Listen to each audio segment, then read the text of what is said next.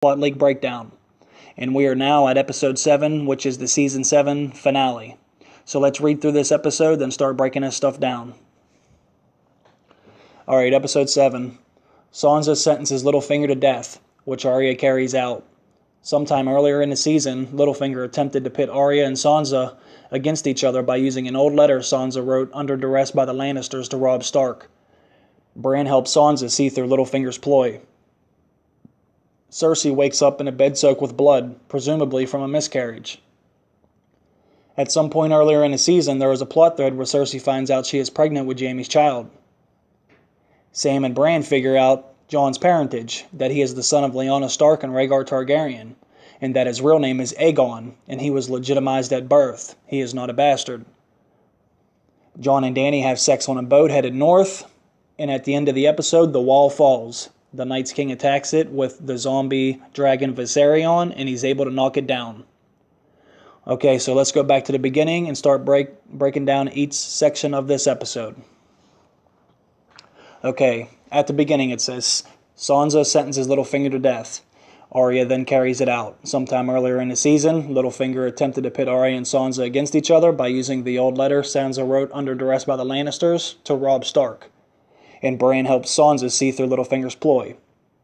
So just to remind a few of you about that letter, this was when the Lannisters actually had Ned Stark locked up.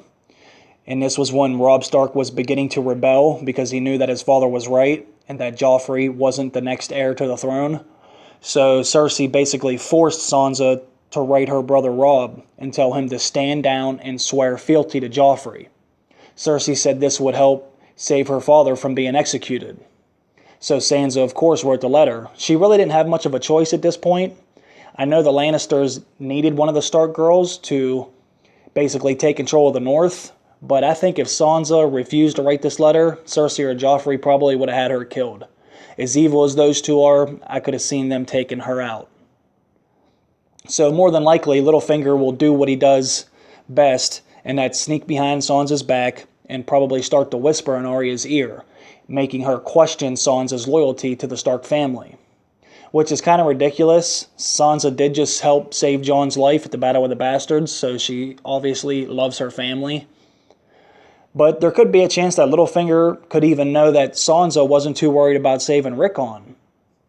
But it's obvious Sansa knew what type of person Ramsay was. He was never going to let Rickon get out alive.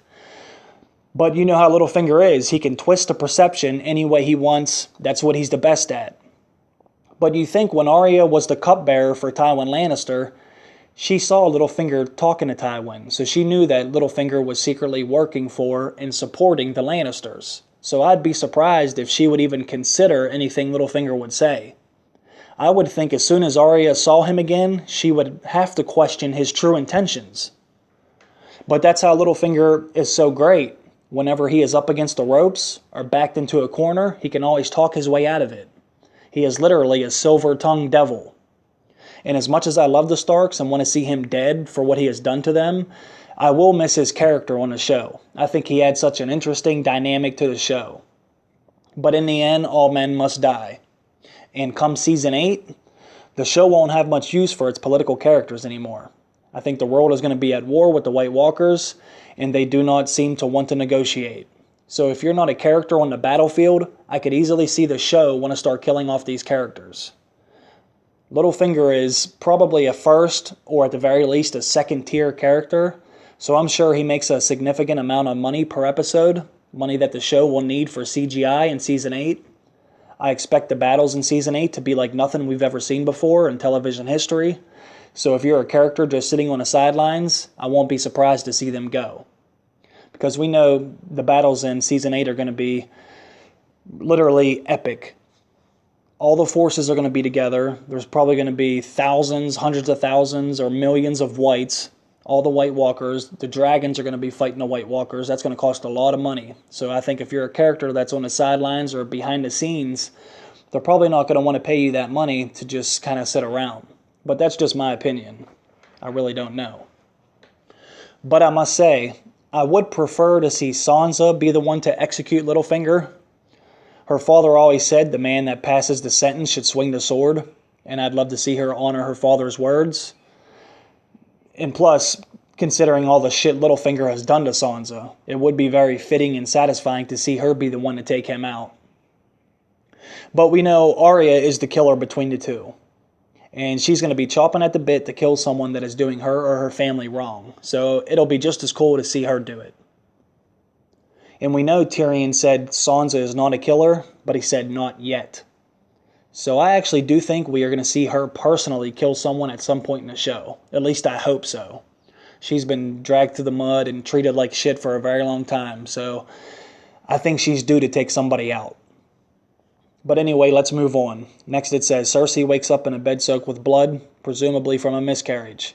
At some point earlier in the season, there is a plot thread where Cersei finds out she is pregnant with Jaime's child. Now, I really don't know what to say about this. I understand Cersei wanting an heir to the throne, but I don't know what purpose it shows with them showing her having a miscarriage. I don't know what the point of that is. So if any of you know what point this serves to the current story on the show, please let me know because I really don't get it. So I'm just going to move right past this part. And next it says Sam and Bran somehow figure out Jon's parentage and that he is the son of Lyanna Stark and Rhaegar Targaryen. His real name is Aegon and was legitimized at birth. Now I'm very confused by this. I'm not sure why it would say Bran somehow figured out Jon's parentage too, as if he is just now learning this. I think Bran should already know this. We know in the Tower of Joy scene, Bran clearly said, "That's my Aunt Lyanna." So he has to know that was the baby that his dad brought home from the war, Lyanna's baby, who was Jon Snow. So Bran should already know the story that Sansa knew too. If you remember when Sansa and Littlefinger was down in the crypts, Sansa said that Rhaegar abducted Lyanna. So, if I was I don't know why I keep saying Sam. If I was Bran, wouldn't you put two and two together and be like, okay, that's my Aunt Lyanna right there having a baby boy. And there's my father taking that baby. So the son that my father brought home from the war, that is Jon Snow, was obviously Lyanna's baby. And my dad didn't cheat on my mom. So, who was Lyanna with at the Tower of Joy? What is the story I've heard my whole life about Lyanna? She was taken and abducted by Rhaegar Targaryen. So Bran should assume that has to be Rhaegar's son as well. So I'm not sure why it says Bran is just now figuring this out as well. But it is interesting to see that Sam may have found out. Do you think that means he read it somewhere? Like maybe he found a hidden marriage certificate or birth certificate somewhere? Or some kind of record? Personally, I believe Jon is legitimate. I don't know about his name being Aegon. I don't think that's his name. I really don't have much evidence for me to provide you guys with. But I just believe that he's legitimate. It's something I've felt for a very long time. And I know you guys have a lot of good reasons for why Jon is still a bastard. They're very good points, but I still just believe this deep down. It's something that I already made a video about, which most of you commented on, and a lot of you disagreed with, but that's alright. I think at some point in the future, we are definitely going to find this out. Whether this part of the leak is true or not, I don't know, but I think later on in the books, George is going to break all this down for us. But that's just my opinion, and it's something I hope he does. But it sounds like they're saying Sam and Bran find this out together. So this must be at Winterfell, don't you think? Because we know that Bran is heading to Winterfell, and according to this plot leak, it says Sam heads back to Winterfell too. So I'm assuming if they found this out together, it has to be at Winterfell. And where do you think they could find something like this out at Winterfell? It'd have to be down in the crypts. I think something is down there, something very big, something important has to be down there. And I really can't wait to find out. I hope this part does come true because I really want to see what's going on down in those crypts. So, what do you guys think he could have found down there? Tell me in the comments how you think this possibly worked out. But also in this episode it says that Jon and Dany have sex on a boat. So tell me what you guys think about this. Are you cool with Jon having sex with his aunt? I know the Targaryens have done this before. That's not really what I'm asking you guys. But do you guys actually want to see these two together in a relationship? I'm sure the showrunners want this. I think social media would explode into a frenzy if this happened. They've been building towards this for a very long time. These are the two biggest characters in television right now, so it probably will happen. But how much longer do you actually expect Daenerys to live? This is the season 7 finale. Do you guys actually see her living all the way to the end of the show, to the very last episode of the entire series? I don't think she's going to live to see the end. Do you guys? I think one way or another, Dany's probably going to end up dying. But anyways, the last part of this episode says the wall is going to fall at the end. The Night's King is going to attack it with zombie Viserion, and they're going to be able to knock it down. I think at this point in the show, this has to happen. For the story to come to this major climax, the others are going to have to get south in order to pose the biggest threat that has been talked about for most of this series. And when the Night's King and his army get through the wall, I think shit is going to get crazy. I think the intensity level on the show is going to rise about 1,000 degrees. There's going to be no more magical barrier to protect the realm. So everyone's going to have to start uniting and joining their forces. You guys know how the saying goes, you're going to have to stand together or divided you're going to fall. So they better start getting their shit together. But I can't wait to see these battles, and ultimately, probably the greatest war to ever be displayed on a television screen. I think the very final battle is going to be something epic. I hope they spend $50 million on that last battle. I just want it to be mind-blowing. But I guess if this is true, then Bran's mark is not going to be the thing that allows the others to cross south of the wall. So that's kind of interesting. It kind of felt like that was the whole point of them doing that.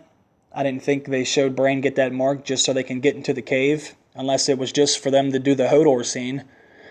But I felt like that mark was going to end up playing out for something bigger. I was kind of hoping not. I made a video about that as well. I didn't think Bran was going to be the one to bring down the wall. But it definitely seemed like that was the direction they were heading in. But I just kind of hoped it wasn't going to be Bran's fault. But do you guys really think we're going to see a zombie dragon? Personally, I know I want to see one. I think it would be cool as hell. Could you imagine seeing the Night's King riding on its back, flying over top of Winterfell, with a 1,000,000-man zombie army marching below him? I think that would be absolutely terrifying. So tell me what you guys think of this alleged finale. What do you guys like or dislike about all this? Do you think it's true? Do you think it's false? Give me your guys' thoughts on everything, and let's discuss it in the comments like we usually do. Thanks, guys. Thanks for listening. Thanks for the support. Thanks for sticking around. I appreciate every one of you guys for being here, for watching it, and discussing this with me. So, thanks a lot, guys, and I will see you in the next one. Bye.